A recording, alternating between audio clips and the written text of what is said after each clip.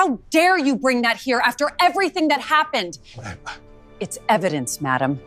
It had to be done. There are certain types of people who walk into a building and immediately act like they own it, even when they don't.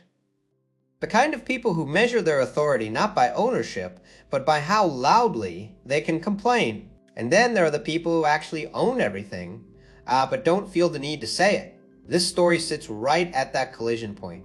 And trust me, the moment it unfolds, it doesn't just escalate, it completely flips the power dynamic in a way that honestly feels unreal. Because imagine this, you're living quietly in a luxury apartment in Paris, minding your own business, blending in like any other resident. No flashy behavior, no pulling rank, no making it obvious that you're different. Just a normal life in a very expensive building? Now imagine someone, the classic rule-enforcing, power-obsessed HOA type personality, decides that you are the problem. Not just a small issue, not just a warning, but a full-on target. And here's where it gets insane. So she doesn't just complain casually, she documents everything. She escalates everything. She reports you for things that don't even make sense. She acts like she's the guardian of the building, the enforcer of rules, the final authority on who belongs and who doesn't, and the entire time she has no idea who she's actually dealing with. Because the person she's targeting owns the building, yeah, not renting, not subleasing, not some distant investor either, the actual owner, the person whose name is on the legal documents, the one who technically has more authority than every complaint, every notice, every petty report she files combined. And the crazy part, he doesn't reveal it right away.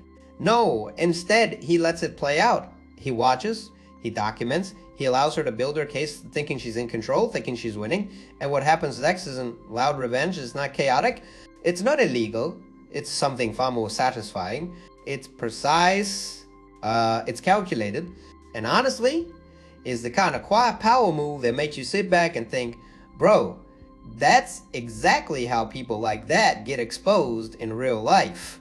Because sometimes the best way to deal with someone abusing small authority is to remind them what real authority looks like.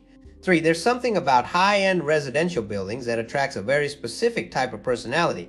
Not necessarily the wealthy ones, not even the most successful ones, but the ones who feel like proximity to luxury gives them authority. The building itself becomes a stage, and certain residents slowly convince themselves they are part of its management, its enforcement system, or worse, its moral compass. This particular building sat in one of the quieter, more refined districts of Paris. It wasn't flashy in the obvious sense. No oversized signs, no excessive branding, no loud displays of wealth. Instead, it carried that understated elegance that only truly expensive places have. Polished stone floors, silent elevators, subtle lighting, and a kind of calm that made everything feel controlled. And the kind of place where people expected order? And that's exactly where the problem began. The narrator of this story, the one quietly living in one of the upper-level apartments, had moved in months earlier. To everyone else, he appeared completely normal. No special introductions, no announcements, no visible signs that he was anything more than another resident enjoying the space. He dressed simply, moved calmly, and interacted minimally. In a building like that, blending in wasn't, just easy, it was expected.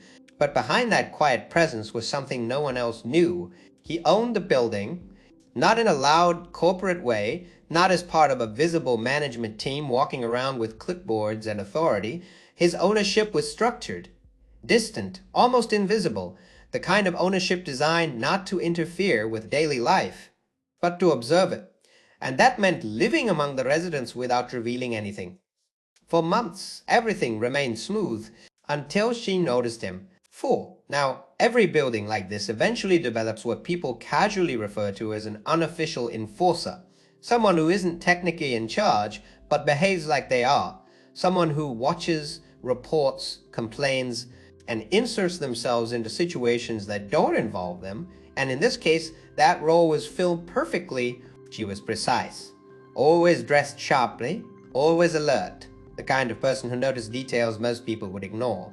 But instead of ignoring them, she turned them into problems. Minor issues became violations. Small habits became disturbances. Normal behavior became suspicious.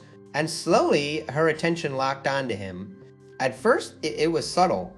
She observed patterns, his comings and goings, the timing of his movements, the way he used shared spaces. Nothing abnormal, nothing disruptive, but enough for someone like her to start building assumptions. And once assumptions form, people like that don't look for truth. They look for confirmation. That's when the reporting started. Not direct confrontation at first. No, that would come later. Instead, it began with formal complaints, notes sent to building management, observations framed as concerns, carefully worded messages suggesting that something about him wasn't quite right. And here's where it gets interesting. And those reports were being received by systems that ultimately trace back to him. Because while he wasn't as visibly managing the building, every complaint still passed through layers connected to his ownership. And instead of shutting it down immediately, instead of revealing anything, he chose to watch. He let it continue, and that decision changed everything.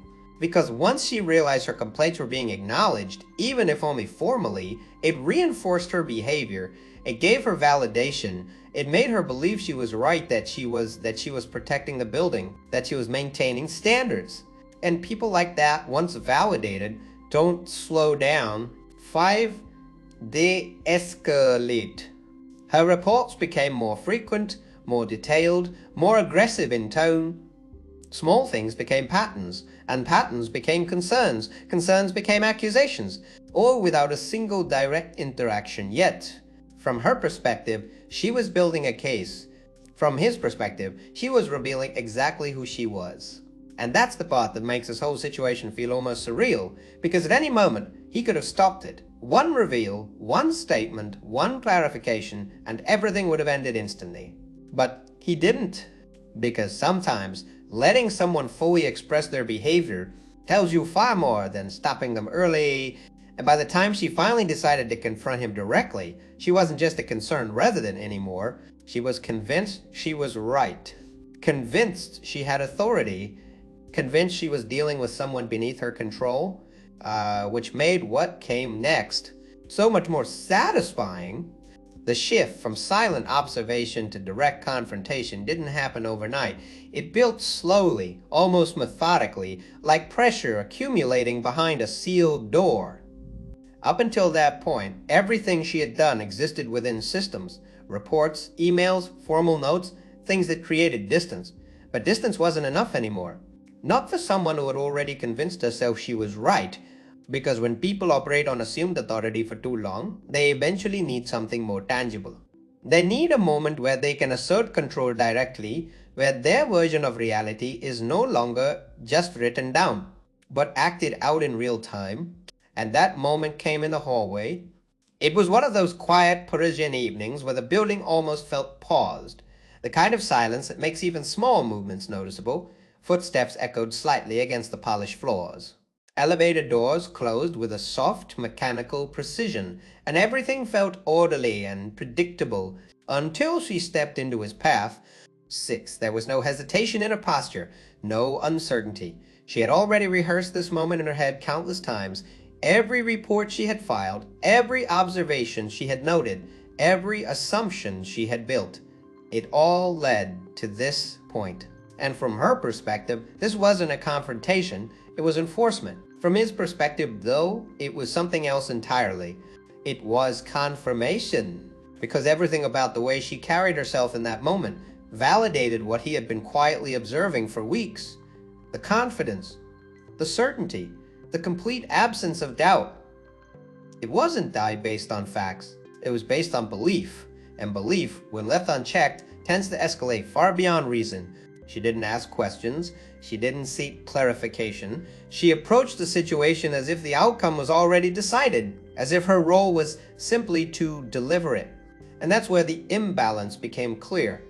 Because while she believed she was confronting a problematic resident, she was actually stepping directly into a situation where she had no real authority at all. Not legally, not structurally, not even socially in the way she assumed. But none of that was visible to her. All she could see was what she had decided to see, and that made her bolder. Her actions became sharper, more deliberate, What had once been passive reporting turned into active monitoring. She paid closer attention to his routine, his movements, even the smallest details that most people wouldn't even register. And every time she found something, anything, it reinforced her narrative. It didn't matter how minor it was. In her mind, it all added up. And here's the part that really stands out. He didn't push back. 7. Not in the way most people would. No defensive reactions, no attempts to argue, no visible frustration. If anything, his calmness made the situation feel even more unbalanced. Because when one person is escalating and the other isn't reacting, it creates a strange kind of tension, one that makes the aggressor push even harder. Which is exactly what happened. She interpreted his silence as weakness, as compliance, as confirmation that she was right to act the way she was acting, and that misinterpretation became the fuel for everything that followed. Because now, it wasn't just about rules anymore. It was personal. Her focus narrowed completely onto him. Other residents, other issues, other concerns, they all faded into the background. He became the center of her attention, the problem she needed to solve, the situation she needed to control. And the more she focused, the more she escalated. Her reports became immediate instead of delayed. Her observations became exaggerated instead of factual. Her involvement became unavoidable instead of passive. She inserted herself into moments that didn't require her presence. She created authority where none existed, and all the while, she believed she was protecting something. What she didn't realize was that she was slowly building a case against herself, because every action she took, every report she filed, every confrontation she initiated, it didn't just disappear into the system. It was being seen, it was being recorded, and most importantly, it was being understood, not as isolated incidents, but as a pattern, a very clear, very undeniable pattern. And once a pattern like that becomes visible, especially to someone who holds actual authority, it stops being a minor annoyance. It becomes an opportunity to let it continue just a little longer until the moment where it can no longer be ignored. And that moment was getting very close. 8. The turning point didn't arrive with noise or spectacle. There was no dramatic outburst, no public humiliation in the way people might expect from a story like this. Instead, it unfolded with a level of precision that made everything she had done up to that moment collapse under its own weight. Because by the time action was taken, it wasn't based on a single incident. It was based on a complete, documented pattern. Every report she had filed, every exaggerated claim, every unnecessary escalation, all of it had been quietly collected, reviewed, and organized. What she believed was a growing case against him had, in reality, become a detailed record of her own behavior, and unlike her assumptions, this record was grounded in facts, timestamps, and consistency. The response came through official channels, and not emotional, not reactive structured. A formal review of resident conduct was initiated, something that carried far more weight than any individual complaint she had ever submitted. It wasn't framed around him at all. Instead, it focused on misuse of reporting systems, harassment through repeated unverified claims, and disruption of residential harmony. And suddenly, the system she had relied on was no longer working in her favor, because systems don't respond to volume, they respond to validity. And when everything was laid out clearly, her actions didn't look like vigilance. They looked like overreach, like targeted interference, like someone trying to enforce authority they didn't actually have. At first, there was resistance, not outwardly dramatic, but present in the way she continued to stand by her assumptions, the same confidence, the same belief that she was right. It didn't disappear instantly. But confidence without support doesn't hold up for long when it's examined closely, and that examination had already begun. 9. What made this moment particularly impactful wasn't just the review itself, but the context surrounding it. The fact that the process wasn't being driven by an external manager or a third-party authority figure, but by someone whose connection to the building ran deeper than she could have imagined. Because while she had been trying to control a resident, She had unknowingly been targeting the one person who had the final say in how the building operated. And that realization didn't come through confrontation, it came through documentation, through formal acknowledgement of ownership structures, through the quiet but undeniable clarity of facts being presented in a setting where assumptions no longer mattered. It wasn't announced loudly, it didn't need to be, the weight of it spoke for itself. Because the moment she understood who he actually was, everything shifted. Not just externally, but internally. The authority she thought she had disappeared instantly, replaced by the realization that every action she had taken had been directed at the wrong person, in the wrong way, and for the wrong reasons. And here's the part that makes this feel like real, satisfying revenge. There was no punishment beyond what was justified, no excessive consequences, no unnecessary escalation, just accountability. Clear, structured, unavoidable accountability. Restrictions were placed on her ability to file complaints without verification. Future reports required substantiation. Her influence within the building's informal dynamics disappeared almost overnight. Not because it was taken from her aggressively, but because it was never officially hers to begin with. And him. And he remained exactly the same. Calm, unbothered, unchanged. Because real authority doesn't need to prove itself loudly. It just needs the right moment to be recognized. And when that moment finally arrived, it didn't feel like cold revenge driven by anger. It felt like balance being restored. 10. After the formal review concluded, the atmosphere inside the building shifted in a way that was subtle but impossible to ignore.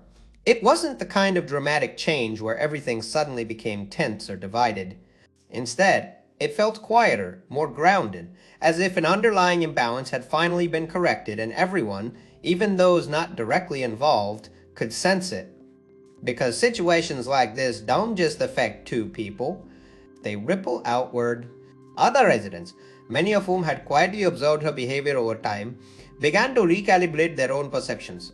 What once may have looked like diligence or strict adherence to rules now appeared differently. Excessive, intrusive, unnecessary, and once that perspective changed, it didn't revert back. Her presence in shared spaces became noticeably different, not absent, not removed entirely, but reduced in intensity. The sharp awareness she once projected, the constant scanning for issues, the readiness to intervene, all of it softened. Not out of choice, but out of understanding. Because once someone experiences a moment where their assumed authority is formally challenged and corrected, it changes how they operate moving forward. And in this case, that change was immediate. The systems she had relied on were no longer tools for control. It was structured processes with clear boundaries. Boundaries she could no longer bypass or redefine. Every report now required substance. Every concern needed validation. And without the ability to act impulsively, the behavior that once defined her presence simply couldn't exist in the same way. For him, though, nothing outwardly changed, and that's what made the entire situation feel even more grounded in reality. 11. He didn't suddenly become visible as the owner. He didn't start asserting authority or shifting the dynamic of the building in any noticeable way. His role remained exactly as it had always been. Quiet, observant, and intentionally distant from daily interactions. Because the goal was never to dominate the situation, it was to correct it. And once it was corrected, there was no reason to continue engaging with it. That restraint is what makes this entire resolution stand out. Because in many cases, when someone holds that level of authority, there's a temptation to use it more visibly once it's been revealed, to reinforce it, to remind others of it. But here, the opposite happened. The reveal was contained within the context that required it, nothing more, which meant the building itself returned to what it was always meant to be, a quiet, well-managed environment where residents could exist without unnecessary interference. The tension that had once been concentrated around one individual simply dissolved not through force, but through structure. And over time, even that moment began to fade, not completely, but enough that it became less of an active situation and more of a quiet lesson embedded in the building's atmosphere. The kind of unspoken understanding that influences behavior without needing to be repeated. because everyone who witnessed it, directly or indirectly, now knew something they didn't know before. Authority isn't about who speaks the loudest, it's about who actually holds it, and more importantly, how they choose to use it. In the end, there were no dramatic goodbyes, no final confrontations, no lingering conflicts waiting to resurface, just a return to normal, but a more balanced version of it. One where control wasn't assumed, and respect wasn't not forced. It simply existed where it belonged. Well, honestly, hearing a story like this just hits differently because it reflects something that happens way more often than people admit. Not necessarily at this scale, not always in luxury buildings, but that same mindset where someone mistakes proximity to rules for actual authority, and that's exactly how situations spiral. Because once someone believes they're in control without accountability, they stop questioning themselves. What really stands out here is how the response wasn't emotional, it wasn't loud, it wasn't reactive, it was patient, structured, and completely within legal boundaries. And that's a real takeaway. In real life, the most effective way to handle people who overstep isn't to fight them at their level, it's to let systems, documentation, and truth do the work. Bro, that kind of quiet confidence, that's powerful. So if you ever find yourself dealing with someone like this, don't rush to react. Observe, document, stay calm, because the moment you let facts lead instead of emotions, everything changes. And if you ever experience something similar, HOA drama, neighbor issues, or someone abusing small authority, drop your story in the comments. And don't forget to like, subscribe, and stick around for more real life stories that feel almost too crazy to be true.